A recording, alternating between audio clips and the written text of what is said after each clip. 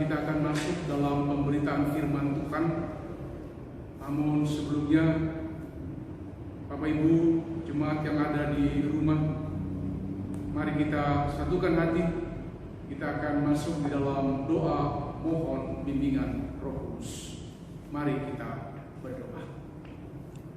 Ya Tuhan, Allah Bapa kami yang di dalam kerajaan surga, saat ini kami semua anak-anak-Mu telah siap untuk membaca dan merenungkan firman-Mu di minggu pagi hari ini. Berapi kami dengan kuasa Roh Kudus-Mu, agar kami semua dapat mengerti, memahami kehendak Tuhan lewat firman yang akan kami baca. Diamkan semua suara dalam hati kami kecuali suara-Mu Tuhan, agar lewat firman-Mu ini kami semua dapat menjadi pelaku-pelaku firman dalam hidup hari lepas hari kami. Dan pujilah Engkau, Bapa yang Maha Kekal. Amin. Jemaat yang kekasih, bacaan firman Tuhan kita pada minggu ini terambil dari kitab Perjanjian Lama, yaitu kitab Amsal pasal yang ke-23. Bagi Bapak Ibu yang ada di rumah, mari kita buka Amsal 23. Kita baca pada ayat yang ke-12. Ayat yang ke-12 yang nanti akan saya bacakan. Pada ayat yang ke-12 dari Amsal 23, demikian bunyi firman Tuhan. Arahkanlah perhatianmu kepada didikan dan telingamu kepada kata-kata pengetahuan. Demikian akan pembacaan firman Tuhan kita.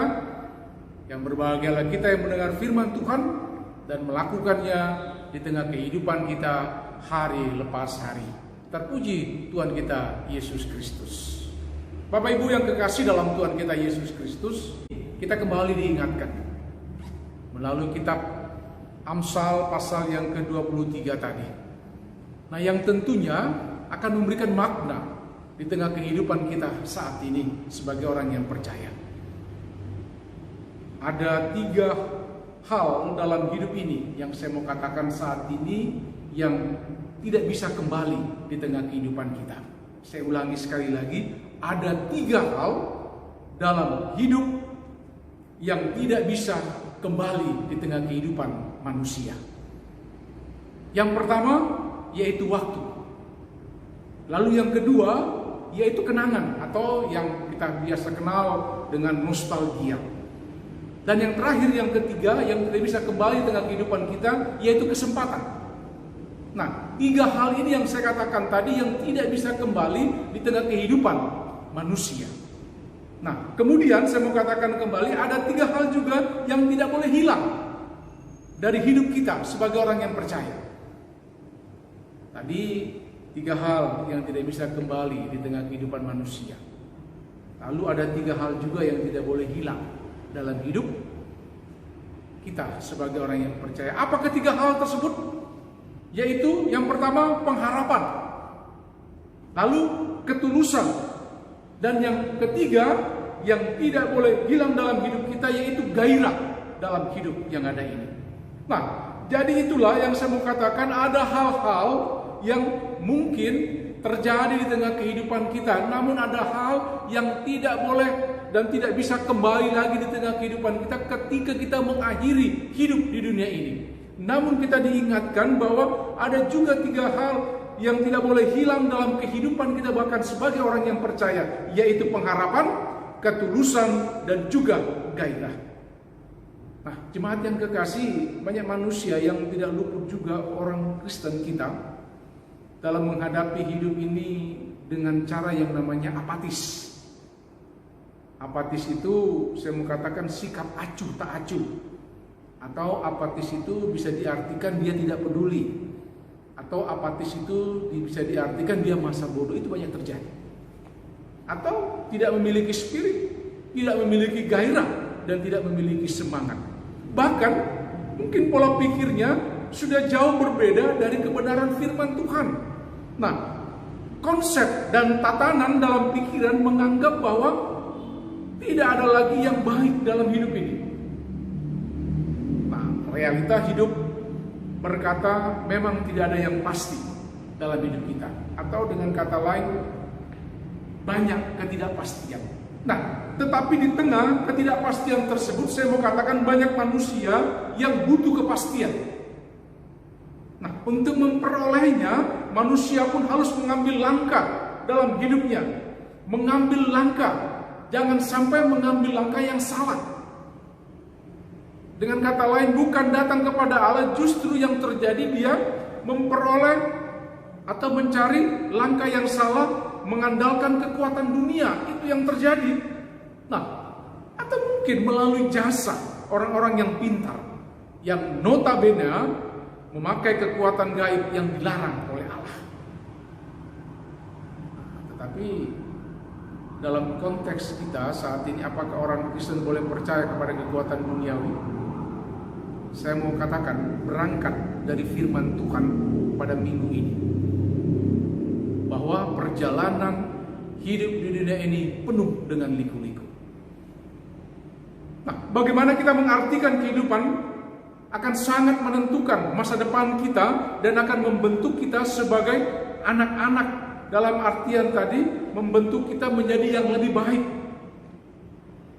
Nah, Salomo dalam Amsalnya,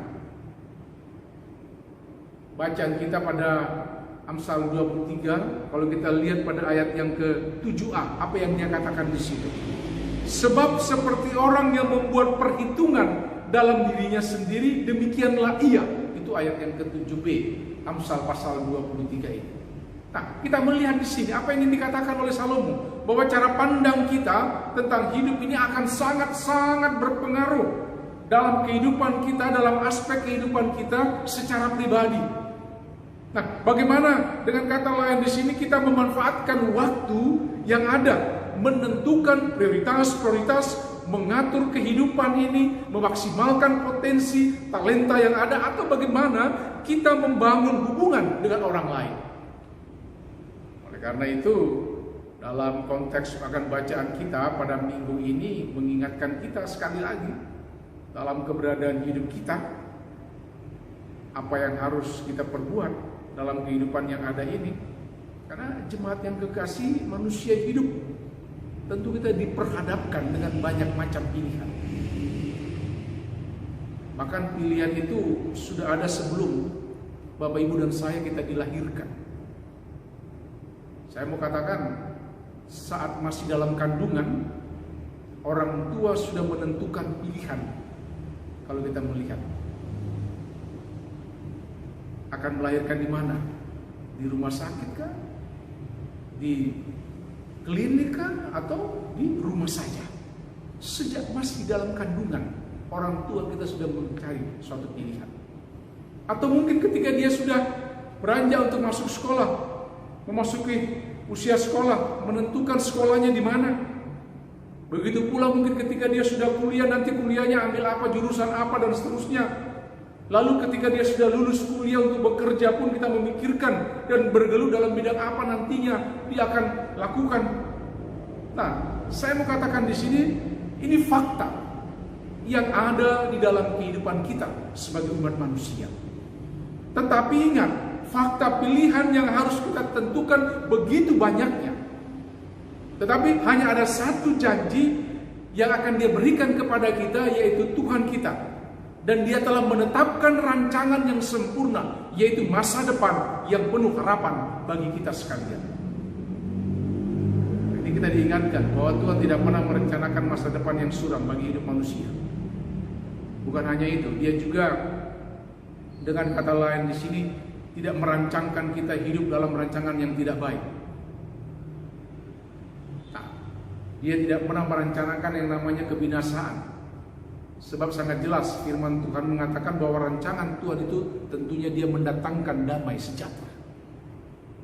Nah, tetapi yang kemudian menjadi persoalan sekarang, mengapa masih ada saja mengalami masa depan yang suram? Karena hidup acap kali terlilit oleh karena kesulitan, hidup karena persoalan, karena masalah. Nah, kita mengingat di sini semua itu kembali kepada pilihan kita. Karena Tuhan, dia memperhadapkan kita kepada kehidupan, bahkan juga kematian, berkat dan juga kutuk. Dan tentunya Tuhan pun tidak luput mengingatkan kita supaya memilih kehidupan agar kita dan keturunan kita dalam artian begitu hidup dalam keadaan yang damai sejahtera, sehingga hanya memberikan kekuatan dari Tuhan saja. Jemaat yang kekasih, pilihan kehidupan, sebab Tuhan itu adalah sumber kehidupan kita, yang tentunya Dia mengingatkan kita dalam hidup yang ada ini. Karena ayat yang ke-12 bacaan kita ini, itu berhubungan sebenarnya yang mau saya katakan dengan mendidik seorang anak tentang hidup. Tadi saya ulas di awal khotbah itu bagaimana kehidupan ini yang harus dijalani. Tapi intinya ayat 12 dalam perikop bacaan kita pada minggu ini, dia mau mengatakan bagaimana hubungan mendidik seorang anak tentang hidup yang ada. Nah, yang harus kita pahami, anak itu yang saya katakan seringkali adalah anugerah Tuhan bagi ibu dan bapaknya. Mereka kan dilahirkan bagaikan sebuah kertas kosong yang siap ditulis oleh kedua orang tuanya. Jika kita mendidik anak dengan warna yang salah, anak akan penuh coretan tanpa makna dalam perjalanan hidupnya. Karena mitos-mitos dan bentuk-bentuk yang menakut-nakuti itu untuk membuat anak patuh, tentu tidak sejalan dengan firman Tuhan, dan tidak baik bagi perkembangan kejiwaan dari seorang anak. Anak pun bisa jadi salah kaprah dalam memandang akan kehidupan ini. Di beberapa negara, anak-anak diajar menjadi pembawa bom bunuh diri, membawa senjata, membunuh, dan lain-lain. Karena mereka itu yang saya katakan tadi seperti kertas kosong. Mereka pun akan dibentuk menjadi seorang yang tidak baik. Warnanya itu ada dalam diri pada orang tua. Firman Tuhan mengingatkan kita, arahkanlah perhatianmu kepada didikan dan telingamu kepada kata-kata pengetahuan. Ingat ayat 12 firman Tuhan minggu ini menggambarkan dengan jelas bagaimana cara mendidik anak yang baik, mengajarkan anak dengan hikmat yang berasal dari Tuhan, mendidik anak dengan bekal-bekal bijaksana. Itulah yang seharusnya dilakukan oleh orang tua. Orang tua dengan kata lain di sini, dia harus memberikan kesempatan yang cukup bagi si anak agar dia tumbuh dan belajar dari setiap kesalahan dia. Kita tidak bisa memaksa si anak akan menjadi makhluk sempurna secara insan, tidak bisa. Apalagi dengan tujuan untuk membanggakan orang tua dan bukan untuk kebaikan si anak. Orang tua pun harus bisa meluangkan waktu yang cukup dan keteladanan yang baik bagi anak-anaknya. Karena saya mau katakan bagaimanapun figur orang tua sangat dibutuhkan oleh mereka sebagai contoh nyata bagaimana mereka harus hidup. Saya kutip dalam kitab Efesus pasal yang ke-6 ayat yang ke-4. Orang tua pun diperingatkan agar selalu mendidik anak sesuai ajaran dan nasihat firman Tuhan. Bagaimanapun yang saya mau katakan, anak adalah anugerah dari Tuhan, milik Tuhan. Karena itu kita diingatkan sebagai orang tua, didiklah mereka dengan hikmat dan bijaksana yang hanya berasal dari Tuhan. Dengan kata lain, membentuk pribadi anak haruslah sesuai dengan ajaran dan juga nasihat daripada Tuhan. Oleh karena itu, cara mendidik itu ada dalam kehidupan para orang tua. Mengajarkan firman Tuhan dalam hidup adalah juga ajaran yang diberikan oleh orang tua. Mengajarkan firman Tuhan secara berulang-ulang juga bisa dilakukan dalam ibadah-ibadah, baik dalam ibadah keluarga, ibadah bersama, membaca firman Tuhan, dan lain-lain sebagainya. Tapi inilah jemaat yang kekasih, tentunya orang tua yang harus memberikan teladan bagaimana mereka harus menyatakan kasih mereka untuk agar anak bisa mengerti tentang kasih. Karena kalau tanpa teladan dalam hidup anak-anak yang kekasih, maka kita tidak akan memberikan dan bisa menyatakan kasih itu dalam hidup mereka. Dengan kata lain di sini, Bapak Ibu yang kekasih, untuk anak-anak dalam hidup yang ada pada kita saat ini adalah tanggung jawab kita sebagai orang tua. Ajarkan mereka dengan hikmat dan bijaksana dan berdasarkan akan firman Tuhan dalam hidup hari lepas hari mereka. Tuhan Yesus memberkati akan firman-Nya. Amin. Silakan jemaat untuk melanjutkan kembali dalam ibadah ini oleh keluarga masing-masing. Tuhan memberkati.